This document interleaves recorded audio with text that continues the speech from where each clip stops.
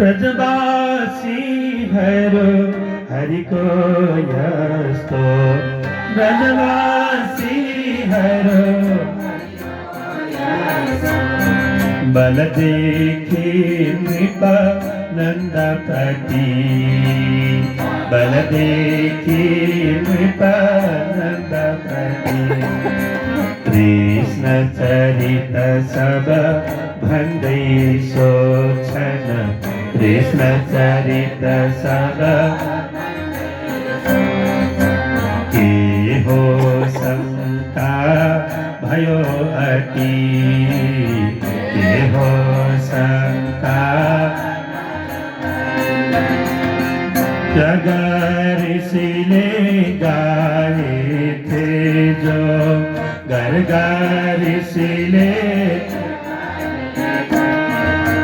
भनिदिनु भो सब गोप प्रति भनिदिनु भो सब गोप प्रति विस्मय फाले अनि साराले विस्मय फाले अनि साराले गोवर्धन धर होस खुशी गोवर्धन धर हरि शरणा हरि शरणा हरि शरणा कामधेनु सुरपति I Kamdhenu Surpati I Shri Hari सगति नम्र बनी श्री हरि सगति इन्द्रलाई लाग्यो सबै डुबाए भन्ठाने त 7 दिन पूर्ण भयो यसो हेरेको त ब्रजमा एउटा पत्ता पनि हाल्दैन समुद्रमा गएर एक खाल्चा पानी उठाएर मैले समुद्रलाई सुकाएँ भन्छ भने के भन्ने त्यसलाई सुकाउन सके गर्व गर्छ रे बाहिर मैले त समुद्रलाई सुकाएँ एक गाडी पानी निकाल सुक्ला आज प्रभुको अगाडि गएर जगतको मालिकको अगाडि गएर ब्रजलाई तहस नहस पारे भन्ने घमण्ड गरे इन्द्रले अब के भयो भने हेरेको त ब्रजमा एउटा तिनका पनि हालिरहेछ धुलो उडिरहेको छ गाई दौडिरहेको छ सारा ब्रजवासी खेलिरहेको छ सारा डुबाई भन्नाले एउटा छिट्टा पानी पनि परेछ ओहो म भित्रको सारा अभिमान चुर मैले त मैले डुबाई तर जगतको मालिकको अगाडि मैले डुबाउन सक्छु आज के भन्दा बलवान को होला आज बडो लज्जा भयो इन्द्र महाराजले विचार गर्नुभयो र हात्तीमा चढेर जसै ब्रजमा आएर पाउ टेक्ने बित्तिकै झसङ्ग हुनुभयो म त माफी माग्न जान लाग्यो माफ माग्न लाग्यो व्यक्तिले पनि कहीं वाहनमा चढेर आफू राजा भएर राजा त म स्वर्गको हुँ तर यो ब्रजको राजा त एउटै छ त्यो हो कृष्ण आज उसको अगाडि त म निरीह छोडिदिनु भयो हात्तीलाई बिस्तार पैदल जाँदै गर्दा कस्तो देख्नुभयो गोवर्धनको उच्च शिखरमा भगवान स्वयं राज भए वंशीको तान छोडिराखेका छ पर कोनामा बसेर शङ्करसँग ढोकेर हेर्नुभयो लुकेर किन लुकेर हेरेको भने आज स्वर्गको इन्द्र भन्ने राजा आज मेरो कृष्णको पाउमा आएर झुक्नेछ असमझ कसैले आएर आफ्नो आराध्यलाई ढोग्यो भने हामीलाई प्रसन्न हुँदैन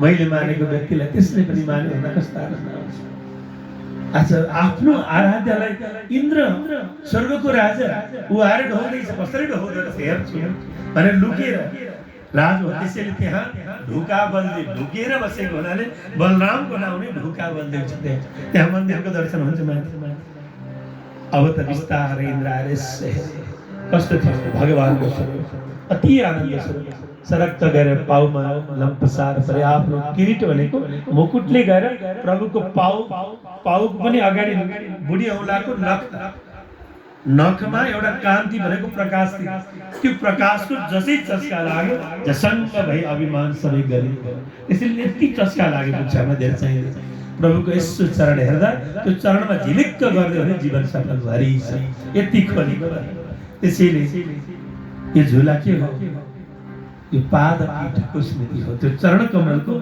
स्मृति हो अरूको स्मृति हामीले अस्ति नै भने यो चरण कमलको स्मृति गर्न खोजे यहाँ झुल्ने त अरू कुरा छ तर त्यो चरण कमलको स्मृति हृदयमा भयो भने झुल्न सकियो, नत्र झुल्न सकिन। अभिमान गलित भयो।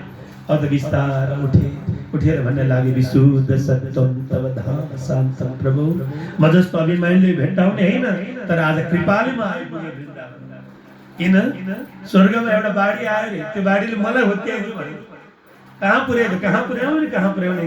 तर आज कृपा हो, ब्रजको आश्रय भेट्टाउने बित्तिकै जस्तो कहिलेकाहीँ बाढीले बगायो भने केही समाति अडिन्छ नि त, होइन त। प्लास्टिकहरू पनि बगेर आएको हुन्छ, दायाँ माया खोलाको झाडीहरूमा अड्किरहेको हुन्छ नि। त्यस्तै त्यो बगेको जीवात्मा तिम्रो पाउ भेटाउने बित्तिकै च्याप्प समाते म बाँचे प्रभु। अब मलाई कुनै बाढीले पनि बगाउन सक्दैन। त्यो मायाको बाढीले बगाएको थियो। कस्तो मायाको भने म राजा भन्ने अभिमानको बाढीले बगाएको। आज त्यो अभिमानको बाढीलाई शान्त गराउने एउटै धाम रहेछ, त्यो श्रीधाम वृन्दावन ब्रजधाम। त्यसैले त ब्रजमण्डलमै जन्मौ बढौ म ब्रजमै हरि, खेलौ म ब्रजमै खेल, मरौ म ब्रजमै रही। त्यो ठाउँमा कदापि अभिमान आउँदैन। त्यस्तो आनन्द ठाउँमा सदैव रम्न सकियोस् मागेको। अब बिस्तार स्तुति गरे। अब प्रभुले भन्नुभयो, इन्द्र महाराज तपाईको त्यतिकै यज्ञ हटाएको न, तपाईमा अलिकति अभिमान आएको थियो। जस्तो केही घाउ आयो भने डाक्टर कहाँ जानुपर्छ नि, फोको आयो भने डाक्टरले के भन्छन्, यो त घाउ राम्रो होइन चिर्दिउँ भन्छन् नि। अब मार्न खोजेको हो र होइन नि, त्यो अभिमान आएको कुराले निकाल्न खोजेको। तपाईँमा अलिकति अभिमानमा राजा भन्ने आयो, त्यसलाई हटाएर मेरो कुरा स्मृति गराउन तपाईँको यो लीला गरेको।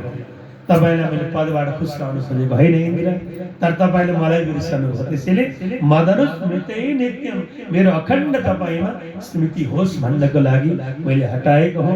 अब तपाईँ जानुहोस् भनेको आँखाबाट प्रभु म कहाँ ठुलो गल्ती मैले गर्न नहुनेको कर्म गरेँ म कहाँ। त्यो बेला प्रभुलाई यति आनन्द लाग्यो, उनको आँसुमा त्यो प्रेम छल्कियो। जब शान्त स्वरूप देख्नुभयो, च्याप्प समाएर भन्नुभयो, इन्द्र गम्यताम शक्र भद्रम क्रियताम मेरो शासनम। तपाईँको कल्याण होस् इन्द्र, जानुहोस्। तर तपाईँ बस्ने आसनको यसो माथि एकचोटि फर्केर हेर्नुहोस्, त्यहाँ म हुन्छु। त्यसैले त्यो आसन कसले दियो भन्ने कुरो चाहिँ तपाईँले नबिर्सनुहोस् है। त्यसैले हामीले पनि सम्झनु पर्छ, हामीलाई यो हार्मोन कसले सिकाइदियो? हाम्रो बलबुताले सिकाएन हजुर हरि। यो कहिले हाम्रो अभिमान आउनु हुँदैन। यो मैले सिकेँ मैले जाने भन्ने अभिमान आयो भने एकदम खोसिदिन्छ सबैले। यो त कसले कृपा गरेर अदृश्य रूपमा यो पाएको भन्ठान्यो भने त्यहाँ प्रेम झल्कन्छ, त्यो भजनमा आनन्द हुन्छ। यदि जान्ने हो भनेर अभिमान आयो, त्यो भजनमा रस हुँदैन। हरि त्यसैले कसले दियो हो मलाई, त्यो कसले हात चलाउनु सिकायो होला, कसले हिँड्न सिकायो होला। तपाईँहरू हवनको सामग्रीबाट प्रेमसँग हाल्नुहुन्छ, त्यसरी मिलाएर हाल्न सिकाएको कसले होला? आरती गर्नुहुन्छ, त्यो आरती गर्न सिकाउने भित्र बसेर को होला? झुला यति श्रृङ्गार गर्नुभएको छ, कसले तपाईँहरू भित्र बसेर यो श्रृङ्गार गर्न सिकाएको? त्यसैले त्यो हरेक कर्मको पछाडि मेरो प्रभु छ भन्ने कुरा त्यो तपाईँले सम्झनुहोस् है इन्द्र। यो त इन्द्रलाई पढाएको हो, तर इन्द्रलाई पढाएर हामीलाई देखाएको। हरि इन्द्रलाई भनेको तपाईँ बस्ने बेला एकचोटि यसो मास्तिर फर्कनुहोस्, त्यो पद दिने त्यो आसन दिने चाहिँ मनै हो। यति बिर्सनु भएर हुनु पुग्यो। ल जानुहोस् भनेर इन्द्रलाई प्रभुले आज्ञा भयो। अब इन्द्रले हात जोडेर भनेको, प्रभु गर्छन् स्तुति अति पश्चाताप,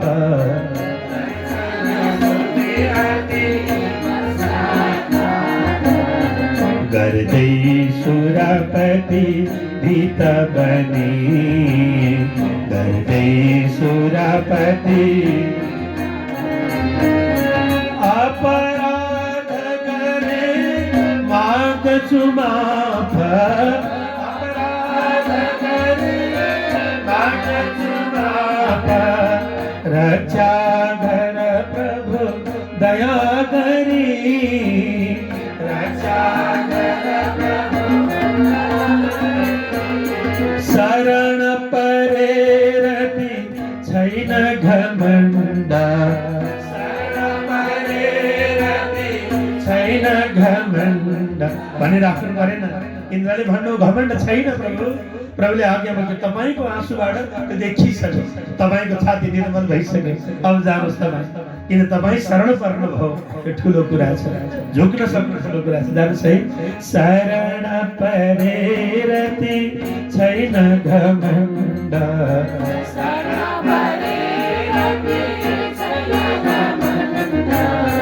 रेछौ साँच्चै नाथ हरि रेछौ साँच्चै कामधेनु हो इन्द्र मिली अनि इन्द्र मिली अनि प्रभुका सुगमी सेक गरे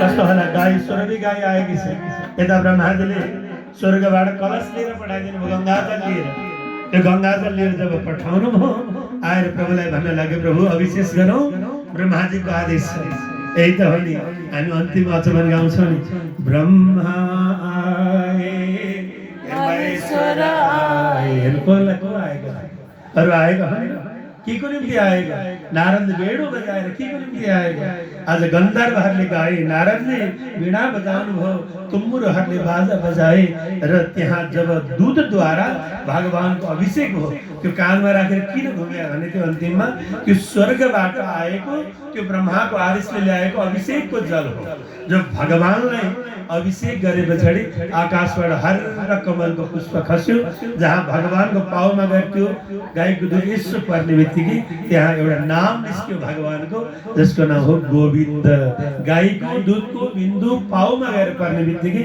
आकाशबाट गोविन्द यसो पुष्पको दृष्टि भयो त्यो दिनबाट भगवानको नाम गोविन्द भयो गो कामधेनु इन्द्र मिली अनि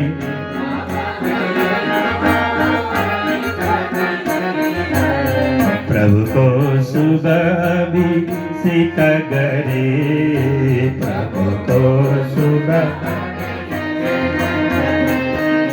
गोविन्द भनी राखे नाम गोविन्द भनी सुरले पुष्प वृष्टि गरे सुरले पुष्प वृष्टि गरे गोविन्द गोविन्द गोविन्द गोविन्द गोविन्द गोविन्द गोविन्द